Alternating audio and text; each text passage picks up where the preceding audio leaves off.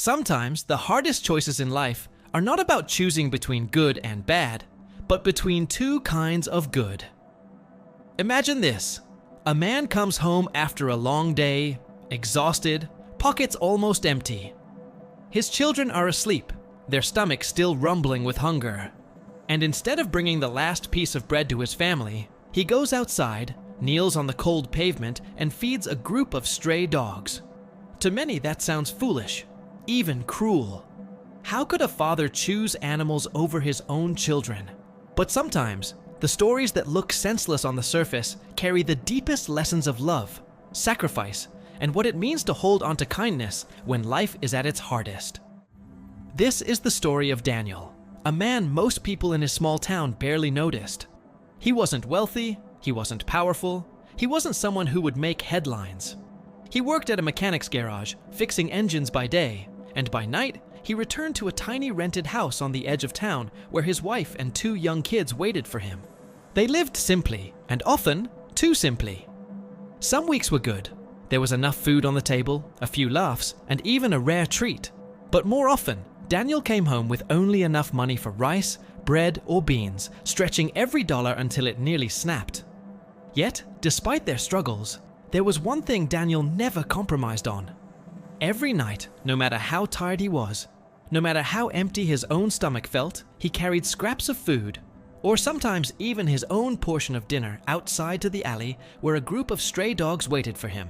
They wagged their tails, barked softly, and circled him with joy the moment they saw him appear. His children would sometimes watch through the small window, confused. His wife, Sarah, tried to understand but couldn't hide her frustration. "Daniel," she whispered one night, "our children went to sleep hungry. How can you give away food we barely have?" Daniel didn't argue, didn't defend himself with long speeches. He just smiled sadly and said, "Because they have no one else. At least our children have us." Those words hung heavy in the air. Sarah shook her head, torn between anger and admiration. To her, it felt like Daniel was gambling with their survival for the sake of animals who didn't emit the matter. To him, it was the only way he could keep his humanity intact in a world that was trying to strip it away.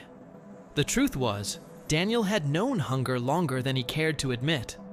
He grew up in a rough neighborhood, raised by a single mother who worked 3 jobs and still couldn't always provide enough. There were nights he went to bed with nothing but tap water in his stomach. But what he remembered most wasn't the hunger. It was the loneliness.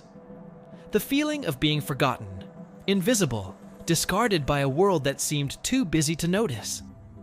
That's why, when he saw those stray dogs, with their skinny frames and pleading eyes, he saw himself in them.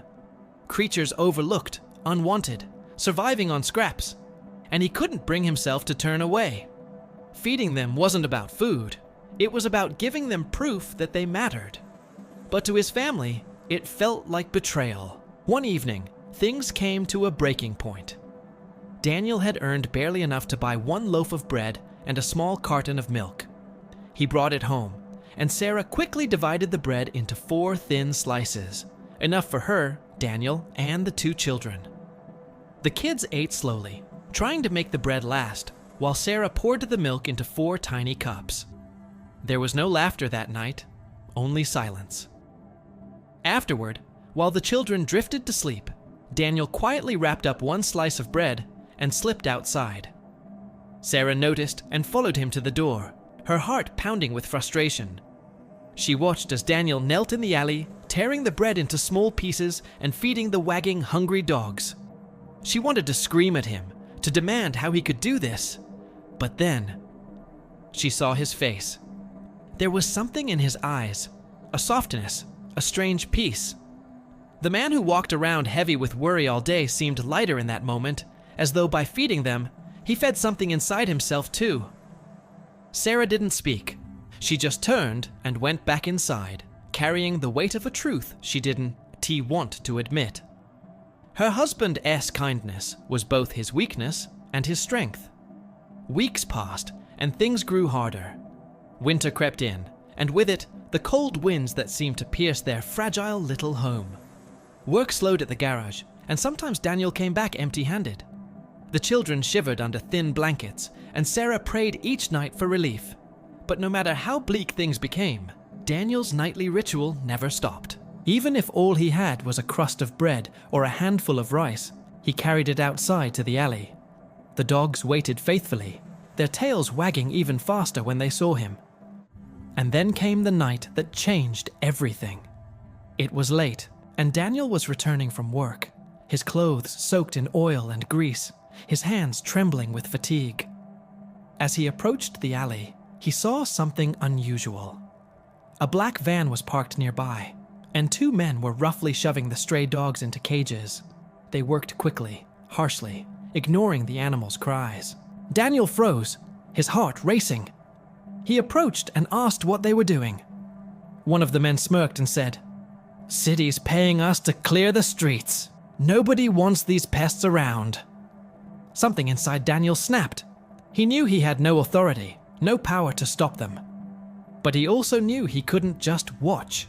He shouted, pleaded, even offered the little cash he had in his pocket. The men laughed and shoved him aside. But Daniel didn't give up. He stood in front of the van, arms spread wide, his voice trembling but firm.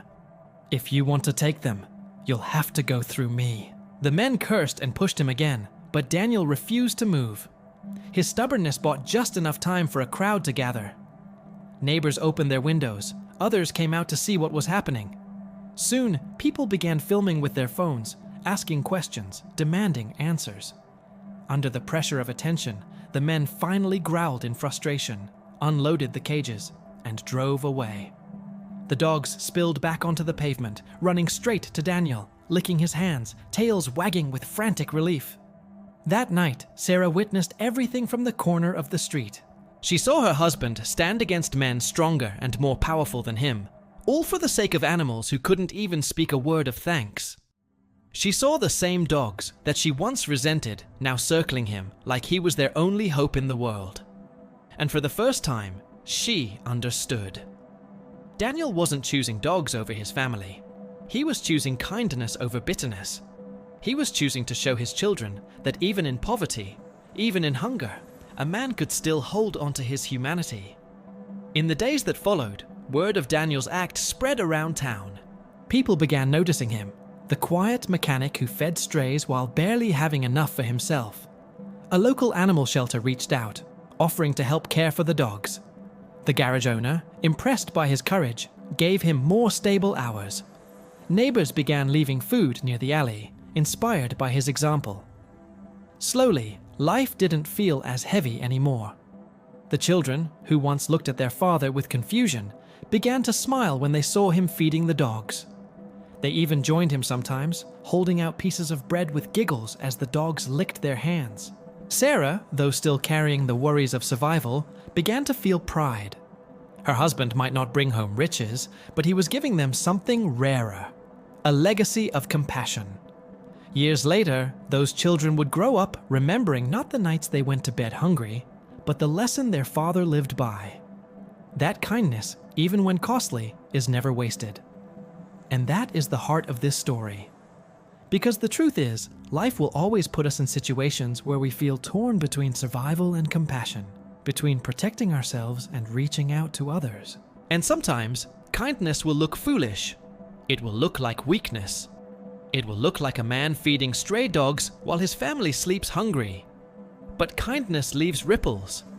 It multiplies in ways we cannot measure. One act of compassion can inspire a whole community. One man's courage can turn strangers into allies. One father's choice can shape the hearts of his children forever. So if you ever find yourself in a moment where the world feels cruel and you are tempted to close your heart, remember Daniel. Remember the man who refused to turn away, even when he had nothing left to give. Because in the end, our true wealth is not measured by how much we keep, but by how much love we leave behind. And maybe, just maybe, the ones we feed when no one else cares are the very reason we were still human at all.